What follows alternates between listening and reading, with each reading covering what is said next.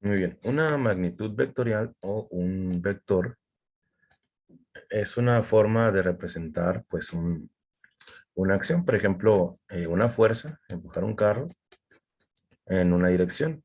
Esto va a tener un módulo o una intensidad, una medida, una magnitud, pero también va a tener un sentido y dirección. Es decir, en esta dirección, digamos que es en dirección de X, va a tener una fuerza que va a aplicar la persona, pero pues también va a tener un sentido. Puede ser hacia la izquierda o puede ser hacia la derecha, cualquiera de esos dos. Y esto pues nos va a ayudar a representar pues ciertas cosas físicas, ¿no? Si la magnitud no tiene dirección, pues no es un vector, no es una magnitud escalar, es decir, una medida nada más. Para que sea vector tiene que tener un sentido y dirección. Esto en física pues nos va a ayudar a representar fuerzas, nos va a ayudar a representar velocidades y algunas otras cosas más, ¿no?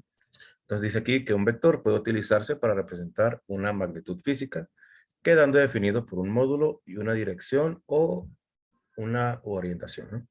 Su expresión geométrica consiste en segmentos de rectas dirigidos, es decir, una recta con una punta de flecha que nos indica hacia dónde va, ¿no? Su dirección y sentido. Entre más larga sea la flecha, pues es mayor la magnitud. Por ejemplo, si yo quiero representar una fuerza de 6, pues hago una flechita así. Pero si quiero representar una fuerza de 20, pues voy a hacer una flecha muy grande. Entonces, entre más grande sea la flecha, pues representa mayor magnitud.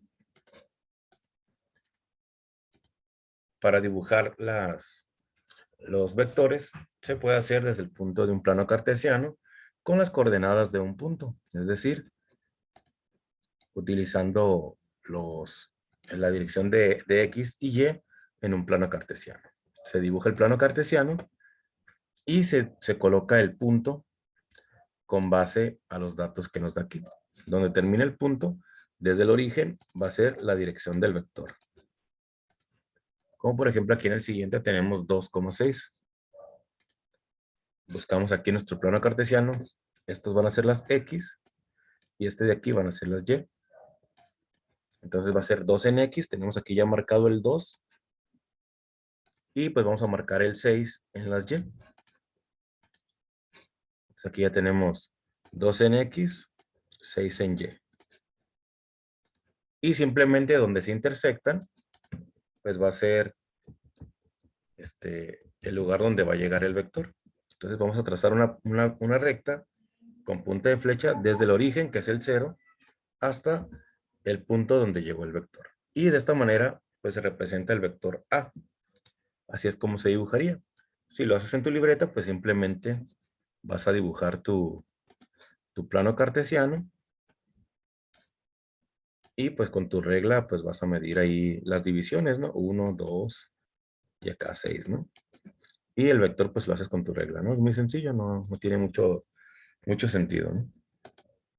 Por ejemplo, ese sería el vector A.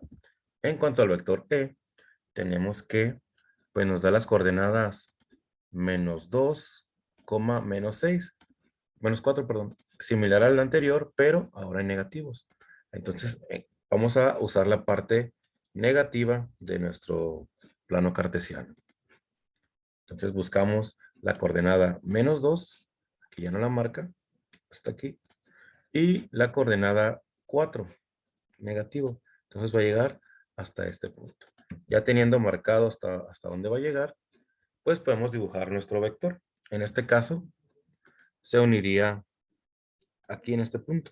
Entonces yo tendría que dibujar pues mi flechita aquí con mi regla hasta que llegue a -2,4.